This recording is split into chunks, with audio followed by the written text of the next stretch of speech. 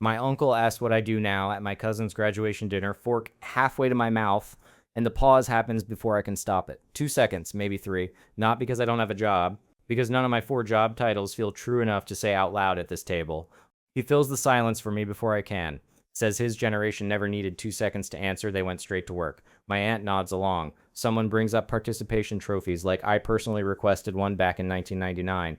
Lazy, entitled, allergic to grinding, I've heard the whole list, usually before dessert even arrives. Here's what I didn't say back, sitting there with my fork still in the air. That pause wasn't confusion. It was the most honest math I'd done all week, because the question assumes a system that still pays out the way it used to, and some quiet part of me already knows it doesn't, even without proof. I looked it up that night, lying in bed with my phone too close to my face. 2008. That's roughly when the job title stopped being a reliable way to build an actual life, and it never fully recovered afterward.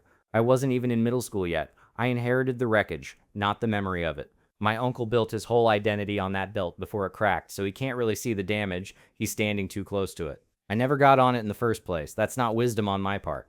That's only timing, being young enough to watch a system fail without having already bet my entire life on it working. So I want to write this down properly tonight, not the polished dinner table version I gave my uncle. Why the title stopped working the way it used to. Why the people calling us lazy might actually be the confused ones. And why that pause before answering what do you do might be the smartest 2 seconds most of us have all day. Bear with me. The image that keeps showing up in my head lately is an airport conveyor belt. You step on, you move forward at a fixed pace, and someone in a uniform tells you this is the fastest route to your gate. For decades, that was mostly true. My uncle stepped onto his sometime in the 80s and never once looked back down. But some of those belts are broken now. Some move slower than a person could walk on their own 2 feet, and some are actually sliding backward while the people riding them keep insisting they're making progress because the floor beneath them is technically still moving. I watched a friend get promoted into a role that paid less real money than his old one. A small number of people have quietly stepped off onto the regular floor and started walking on their own. They're not louder about it, they're already moving. The people still riding the broken belt look over and assume the walkers made some kind of mistake. Meanwhile, the walkers are already 3 gates ahead, too busy to bother explaining themselves to anyone. Okay, that's the easy version of it. Here's the actual version, the one I had to sit with for a while before it made sense. A job title is a compression algorithm. It takes something like 160 hours a month of my actual behavior and squeezes all of it down into 2 or 3 words on a badge. Those 2 or 3 words are doing 3 jobs at once, quietly without announcing it. They tell my employer which pay bracket I belong in. They tell strangers at a dinner table roughly how impressed to be. And without asking permission, they start telling me what kind of person I'm supposed to be. That third one is the one nobody ever warns you about. Once a label starts telling you what kind of person you are, it quietly starts editing your behavior without you ever noticing it happen. I stopped pitching ideas outside my lane because coordinators don't do that. I stopped asking for more money because people at my level supposedly don't ask. The title wasn't describing me anymore, it was steering me. For most of the last century, honestly, that trade was fair. You handed over some flexibility, some willingness to take risks, and in exchange you got a predictable escalator, small raises every few years, a title that upgraded roughly on schedule, and by 62 enough saved up to finally stop. My grandfather made that exact trade, and it worked precisely as promised. But that deal only held together because 3 things were true at the same time. Jobs lasted long enough that loyalty actually meant something. Raises genuinely outran the rising cost of living. And starting anything on your own required money and infrastructure most people never had access to. 3 legs holding up one stool. Remove a single one and it wobbles badly. Here's the part one keep circling back to at 1 in the morning, phone glowing in a dark room. All 3 legs gave out at roughly the same time, right as people my age were walking through the door for the very first time. Not slowly, not one at a time to give anyone a chance to adjust, all at once before we'd even signed anything. I checked the actual number because I didn't trust my own bitterness on this one alone. Average job tenure for someone between 22 and 32 right now sits at around 2.5 years. 2.5. That's not really a career. That's barely long enough to learn where the good bathroom is on the 3rd floor of the building. Then I found the productivity number and had to set my phone down for a second on the counter. Since 1979, worker productivity in this country has climbed by roughly 64%. We are measurably producing dramatically more per hour than the generation before us did. That's not a feeling I'm having. That's tracked, documented, published output. Median wages, adjusted for what things actually cost to buy, rose about 17% over that same exact stretch of decades. 64% more output from us. 17% more pay for us. I read that twice standing in my kitchen, and something in my chest I'd been quietly calling laziness for 2 years relabeled itself into something else entirely. That gap didn't vanish into thin air on its own. Gaps that size don't disappear, they go somewhere specific, to someone specific. This one went to the people who own things instead of the people who actually did things. Shareholders, capital, folks collecting a return while somebody else clocks in the real hours. I am structurally sitting on the wrong side of that split. Here's the part that actually changed everything, though. The part my uncle genuinely cannot picture no matter how I explain it. Before phones and platforms and instant payments existed, if you wanted income outside a paycheck, you needed real capital, a lease, staff, inventory. That wall was the entire reason the belt used to be everyone's only real option available. That wall is basically gone now, torn down within my own lifetime. A 20-year-old with a decent skill and a phone can get paid by clients in 7 different countries without renting an office, without hiring a single person, without asking anyone's permission first. That is genuinely new in human history. Maybe 15 years old in this exact form. My grandfather never had this. I watched my roommate's older sister make her rent selling ceramics online before either of us had landed a real job. I watched a guy from my high school consult for a startup from his childhood bedroom, still living with his parents. None of that felt rare or remarkable to me. It was an ordinary Tuesday. That's the part nobody older than us seems to register. So when I pause now at that dinner table, here's what's actually happening behind my eyes in those 2 or 3 seconds. I'm not confused about what my job is. I'm running a quick calculation, which version of me counts as the answer tonight, because the honest answer genuinely changes almost month to month, and it's complicated in a way that doesn't fit one sentence. I almost didn't write the next part down because it's a lot less flattering than everything before it. There's a version of this resistance that isn't strategy at all, it's avoidance wearing a nicer outfit. Saying I refuse to let a title define me can quietly mean I haven't gotten good enough at anything yet and I'd like more time. I've done this myself. Okay, that's the easy admission. Here's the harder one I keep avoiding. A lot of us escape the job title box and immediately climb into a shinier one instead. Instead of coordinator, we become creative entrepreneur. Instead of analyst, we become content creator. Same exact mechanism, just trendier packaging. I've caught myself doing precisely this on my own bio more than once. The actual freedom isn't finding a cooler 2 words to put in a bio somewhere. It's not needing any 2 words at all to explain yourself to a stranger in the first place. It's understanding you're a moving system of skills and relationships and leverage, and no compression, however clever it sounds, is ever going to capture that honestly. I'm still working on believing this one. I've met 3 versions of people who refuse the title, and they are not the same person wearing different clothes, no matter how similar they sound at first. The first type dislikes hierarchy and performance reviews, and calls that dislike a philosophy. Underneath it, it's conflict avoidance with better branding. They drift for 5, 6, 7 years and stay quietly, explainably broke. The second type is running cheap experiments before committing anything real, money, years, reputation. They take a job for 18 months purely to learn one skill, then test that skill on the side quietly, then adjust based on what actually sells in the real world. Their resume looks chaotic, their parents worry constantly, give them 3 to 5 years and they usually land somewhere real. The third type already knows the game and is playing it entirely on purpose. They know exactly which skills compound and why, and their current job is a deliberate stepping stone, not an identity they're wearing. Their resume can look boringly conventional, 4 years at one company, while internally they're tracking leverage and competence, not loyalty. I want badly to be this third one. Here's the math nobody says out loud when you sign an offer letter at 22. You're agreeing to a pre-negotiated exchange rate for your hours, say $65,000 a year for roughly 2,000 hours of your life. It sounds neutral, almost boring on paper, but that rate was set by the market's guess about your category, not by what you actually produce.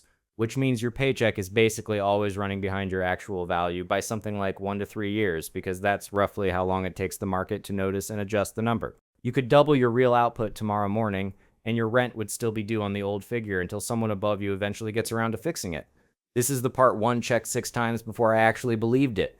If you generate 5 times more value than the person standing next to you in the exact same role, you don't get 5 times the money. You get a nice email and maybe a 15% bonus if you're lucky. The belt moves at one fixed speed for everyone standing on it, period. Picture a 23-year-old data analyst starting out at $65,000 a year with 4% annual raises, basically tracking inflation and nothing more. 5 years in, they're around $79,000, holding a slightly fancier title now. Now picture that same exact skill sold directly to 3 companies at once at $35,000 each. Roughly the same hours, a very different number entirely. By year 3 of that second path, one client renews at $45,000 for expanded scope, another client comes in right behind them, and suddenly that person is sitting at $150,000 across 4 clients, plus something the employed version of them never gets, a portfolio of real outcomes they actually own outright. The gap after 5 years isn't small. It's a genuinely different life. This is the part 1 haven't told anyone, not even people at work. When people my age stop identifying with a title, we leave faster, and that's expensive for the company, not only for us. Replacing a mid-level employee can cost somewhere between half and double their entire annual salary, and if someone leaves every 2.5 years, that number adds up fast. So companies end up facing a real choice. Make the job genuinely better so people actually want to stay, or make the job modular enough that it stops mattering who's sitting in the chair at all. Easier to hand off, less dependent on any one person's memory, more process, less human. I've watched my own job get quietly rewritten toward that second option twice now already. The strange twist is that making a job more modular also makes it easier to automate or quietly outsource entirely down the line. The roles that actually survive the next decade are built on judgment, relationships, real creativity, the exact things that never fit neatly into a two-word title to begin with. Funny how that lines up with everything I've been writing down tonight. Let me tell you about my friend Marcus, because I keep thinking about him lately more than usual. 24 years old, communications degree, lands a job at a mid-sized marketing agency as an account coordinator. $48,000 a year starting. His parents throw a small dinner to celebrate it. He's genuinely relieved to finally be on the belt everyone kept telling him to find. 18 months in, Marcus is good, actually good at the work. He's run maybe 40 ad campaigns and can read numbers a client genuinely can't. His raise brings him to $53,000. Meanwhile, he quietly does the math on what the agency bills those same clients, $10,000 to $15,000 a month, each one. He doesn't say anything yet, he only starts noticing it. He doesn't quit in any dramatic way, no manifesto, no LinkedIn essay about authenticity or freedom. 2 evenings a week, weekend mornings, he quietly takes on one small client directly himself. $2,000 a month, then a referral comes in. By month 8, he's got 2 outside clients paying him $5,500 combined, more than his entire day job salary on the side alone. He waits 4 full months to make sure it's stable before he finally gives notice. Quietly, no scene, no big announcement. 2 years later, he's running 7 client accounts, pulling in roughly $220,000 a year, with maybe $30,000 in expenses total. If he'd stayed on the belt, he'd likely be a senior manager now making $75,000, with vacation days and a nicer title. If you're the kind of person who'd read someone else's notes app at 1 in the morning only to feel less alone in your own math, stick around. I write this stuff down pretty regularly. The real version, not the dinner table version I give my uncle. Okay, deep breath, because the next part is the one I actually haven't told anyone yet, not even Marcus. I still keep the business card from my first job in the top drawer. The corner's gone soft from being handled too many times. I used to think the title printed on it was just information, something for a resume. Reading it again tonight, I know that's not true. That title was never just income. It was scaffolding holding up who I let myself become. Okay, that's the easy version of it. Here's the actual version. Quitting that job 3 years ago wasn't scary because of the missing paycheck. I had savings for that, 4 months of it I'd counted. What scared me was standing in my kitchen not knowing who I was without the sentence I used to introduce myself. That's a different kind of broke. I talked to my cousin about this. She's 19, just started her second internship. She switched titles like changing a shirt, no grief attached to any of them. I envied that more than I expected to. I'd already spent 4 years wearing one label, and every year I wore it made the next version of me a little more expensive to build. So I started asking myself a harder question. Not what do I do, but how do I actually think through a problem when nobody's watching? That answer doesn't fit on a business card. It's not 2 words compressed for a stranger at a party. It's closer to a method, something I carry into any room regardless of what they end up calling me there. Here's the number that actually kept me up. My salary was $58,000 a year. The account I managed alone was billing the company for something close to $22,000 a month. I wasn't being paid for what I made. I was being paid for my hours, a fixed rental rate on a life that kept generating more than the rental covered. I almost didn't write the next part down. After I quit, I signed up for a certification I didn't need, then a specialization that cost me $1,100 in 6 weekends. I told myself I was investing in my future. Really, I was buying 6 more months where I didn't have to decide anything real. A credential is a very respectable way to stall. This is the part 1 keep avoiding. Somewhere between the raise to $53,000 and the one after that, I moved into a nicer apartment, started eating out 4 nights a week, upgraded a car I didn't need yet. None of it looked reckless. Every choice was defensible alone. Stacked together, they meant my monthly number needed the job more than the job needed me. My mom still tells people my old title at every dinner. She doesn't know I left 3 months ago, and I haven't corrected her. Because watching her say it, seeing that specific practice pride, felt better than the truth would. I'm the first person in my family to hold a title like that at all. Walking away from it never felt like a decision. It felt like undoing something that took 2 generations to build. Here's the layer under that one. When I left, I didn't actually stop needing a label. I just found a shinier one. I started calling myself a founder before I had a single paying client. I put creative strategist in my bio before I'd finished a single project with that name. Same cage, nicer paint. I was still asking a 2-word phrase to tell me who I was allowed to be. I want to be honest about what I lost too, because this isn't a clean win. That title used to walk into a room 20 seconds before I did. People trusted me faster because somebody official had already vetted the label. Without it, I've had to earn that same trust, one client, one outcome, one uncomfortable pitch at a time. It's slower. It's also, I'm starting to think, actually mine. I did the math on my phone for the 4th time that week, hoping I'd done it wrong. $50,000 invested at 23 at an average 9% return becomes about $1.5 million by 63. Wait until 33, the same money, the same return, and it becomes around 650,000.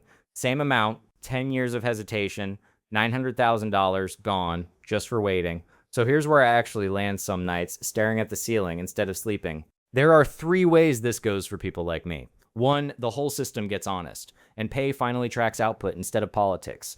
2, everything fragments into small contracts and nobody has one employer again. 3, and this is the one that scares me, I stay psychologically free and financially nowhere, flexible and broke at the same time. So that's what I'm actually doing now, taking whatever's useful from any room I'm in and leaving before I forget it's not who I am. Building the next thing quietly, on weeknights before I need it to work. Keeping my sense of self separate from whatever's printed on a business card, including the one still sitting in that drawer. If you keep a notes app like this too, stick around. I write these down more than I probably should,